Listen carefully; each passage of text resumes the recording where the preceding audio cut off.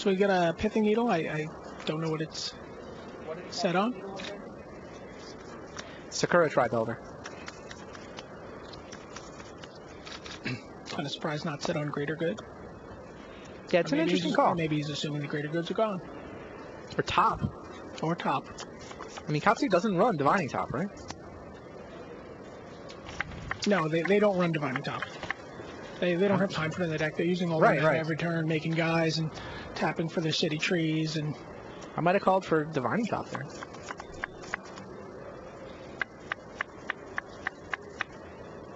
I guess the thing with a Sakura Tri-Builder call is if Karsten kept a hand that's dependent on one Tri-Builder in order to have any chance, it's like you're rolling a die, and you know it's only 1 and 8 that you hit, but if he kept a draw that depended on Tri-Builder, you just win the game with that call. Right.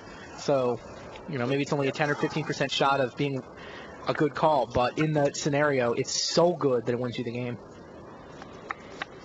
So we got, you can see one of the sideboard cards that came in is Seedborn Muse. Okay. Seedborn Muse is in hand.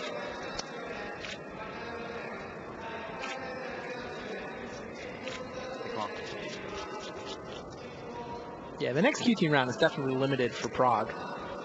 And there's Kadama of the North Tree. Mori 19. All right, turn 4 North Tree. There's the clock. Karsten 19. So we haven't seen Karsten's hand. What does he have to? Got some plain blaster. He's got a ninja.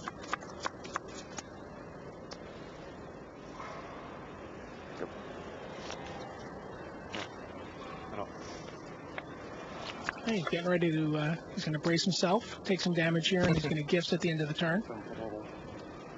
Karsten 12.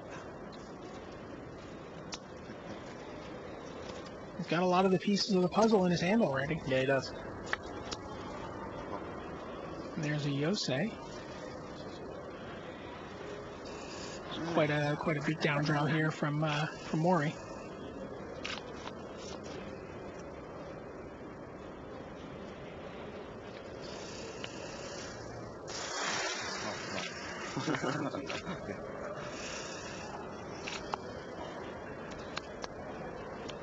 Karsten casts gifts and difference. Doesn't look like he knows what he's getting yet. Doesn't look like he has a clear plan here. He's got a Kadama of the North Tree he's got to deal with, and he's got a Yosei he's got to deal with. It's a good hand. You talking about his own or Mori's? I think Mori's. I think he looked at Mori and complimented him on his hand. Yeah, Karsten's hand is Swamp Forest, Hideous Laughter, Ink Eyes, and then he folded it up again. I think it was Soulless Revival and Goryo's Vengeance? No, he's going to get the Wrath of God, and he's going to get that Wrath package again. So he gets a Wrath of God, a Kagamaro. Yeah, he's got Goryo's Vengeance and Soulless Revival already. And probably a Hanakami. Since he's got some of the pieces in his hand already, he can afford to throw Hanakami into the mix. Set up the full-on recursion. I'm telling you, I played Lava Spike for the entire block constructed season, Kamigawa block. I know the gifts deck way too complicated for me. So if it seems obvious to some people out there who played gifts in the PTQ season, I can talk to you a lot about splicing Glacier Ray onto Lava Spike. Can I change? And there's probably a bunch of people out there that haven't even seen this deck actually in action before. Maybe thinking about going to a PTQ.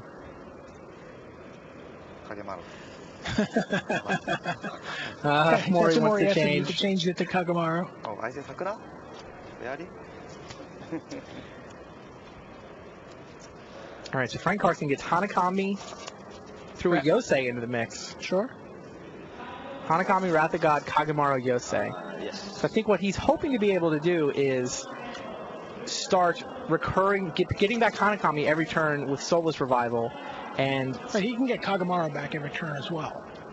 Right. Right, he's got. Well, he's not going to want to get it back. He's going to want to Goryo's Vengeance it into play. Doesn't want to summon it. He wants to use Goryo's Vengeance to put Kagamaro into play. I think you actually give him Kagamaro in hand so that he's forced to get it out of his hand, right? You give him Kagamaro and Hanakami, I think.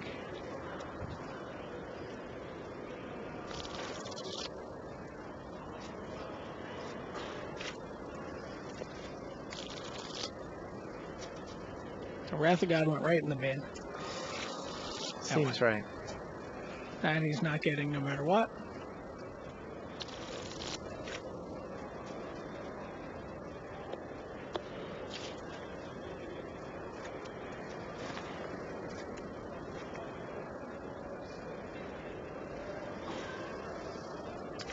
And you can look and you look and you look. There's really not a good answer.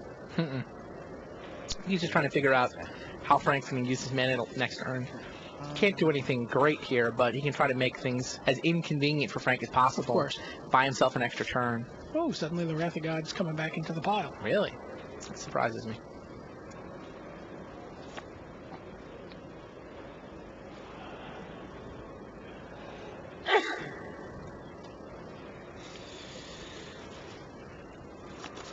Karsten's pretty good about not giving away anything with his facial expression in a match. Remains pretty impassive.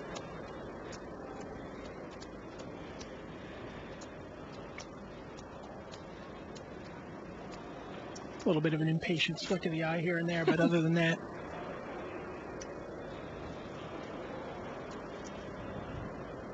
So he's getting redder again. Yep. That's about all he gives away. Not that much you can do about that. Relax more. It's like Wrath and Hanakami going to the graveyard. He's going to give him Yosei. I guess that surprises me a little bit. Although, I mean, if Karsten plays Yosei, Katsu gets to untap first, He does right? get to untap first. And then if he has a Kori, True. that would be pretty good for him. Yeah, maybe giving him Yosei's better than giving him Hanakami. That makes sense.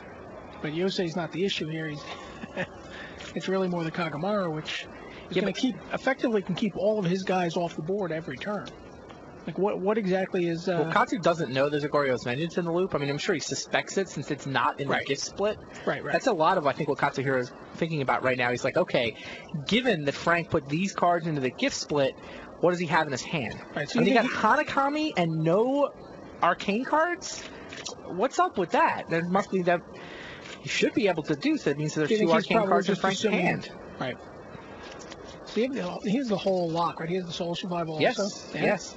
And what Katsu's gift split means is there is no creature in Karsten's graveyard, and so Goryo's Vengeance isn't automatically good. Right? Karsten's going to have to do a little bit of work before he can use Goryo's Vengeance to any effect. He's going to have to actually summon Kagamaru, sacrifice it the hard way. That seems fine. I mean, wipe the board. Well, what are you going to do? I mean, it's gifts and given. There's not a good answer. Yeah. The most inconvenient thing he could do is force him to summon Kagamaru. If he puts him in the graveyard, then it comes out for free with a Soulless Revival Splice on top of it. That's not good. He's risking a Hokori here is what's happening. Right. But I guess not really. He just waits until he can take a hit here, right? Can he? Is it 12? I guess he really can. No. What's my life? Karsten's trying to figure out if he can take a hit. Also, he would really, really like to wait until the end of Mori's turn yeah, he would. in order to sacrifice it. But I don't know if he's going to have that luxury. I don't think so. And if he takes North Tree and Yosei, he can block what else? Take North Tree and Yosei, go to 1? Right? Right. Hypothetically, he could go to 1, but I don't think I would go to 1 either. I think I would. I mean, there's also. It's really hard to play around Hokori when you're killing Yosei anyway. Right. So, goes ahead, gets Yosei over with, risks Hokori. Does Katsuhiro have it? Just a Seedborn Muse. It'd be spectacular with Hokori, but wow, that was the turn.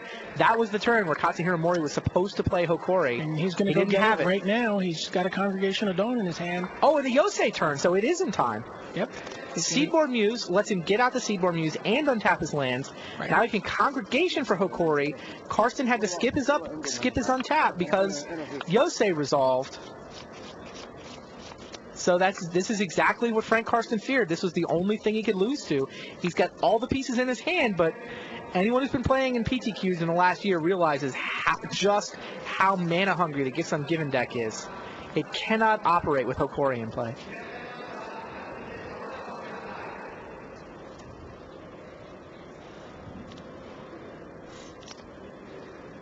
Now what's Katsu thinking about? What else to get? What else do you get? Yoseis.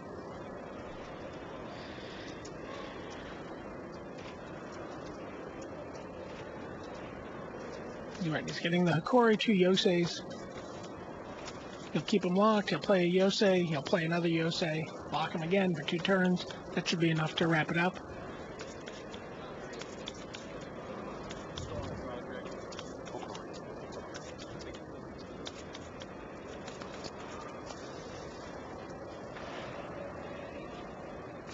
That gift. So as it turns out, he might have. Maybe that he had to wait. Go to 1. Go to 1. I mean, that may be the only way he had out of this. Interesting. I mean, it's not just the 3 Hikoris. I mean, there's also however many of the tutors for creatures in his deck. So Yeah, but they're not fast enough. I'm saying if he's holding it, he was tapped out. Good cards? Yeah, very good. No. I'm talking about for Mori when he plays it that way. Mm-hmm. If he waits and he goes, I don't even know. We didn't really double check the math. I mean, he might be dead. White. Green. There's Hikori. Wow. Can you imagine some scenario where you were making tokens with City Tree under Hikori? Don't have to imagine it. There it is, right there. There's a Putrefy.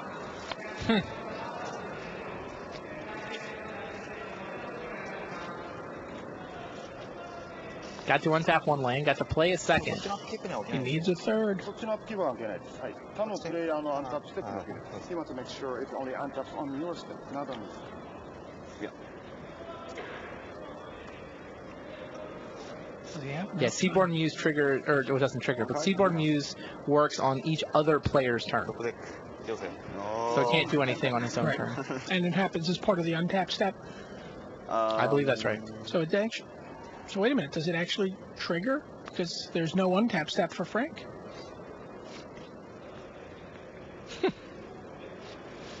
I don't think Yosei says skip the untap. I think it says don't untap anything during untap, right? That'd be bizarre. Minus 3. Somebody would have figured this out by now. Like, we can't possibly be deducing this. Yes. Discard, okay? Okay.